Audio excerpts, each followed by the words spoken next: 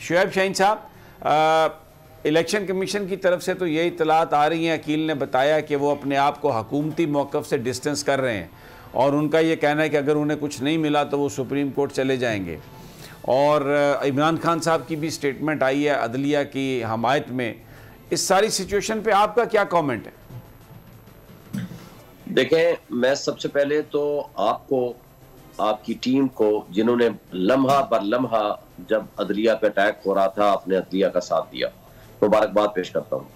दूसरी, मैं कौम को मुबारकबाद देता हूँ कि आज आइन की फतह हुई है, जमहूरियत की फतह हुई है और कानून की फतह हुई है। इम्पोर्टेड हुकूमत और उनकी हवारियों की अदलिया के खिलाफ हर्जा सराई, मरियम नवाज की अदलिया और फाजिल जज साहिबान पर शदीद तनकीद। इस घिनौनी साजिश को बेनकाब करने पर बोल को एक दफा फिर नशरियात की बंदिश का सामना करना पड़ रहा है। बोल अदलिया की इज्जत के लिए खड़ा है और खड़ा रहेगा।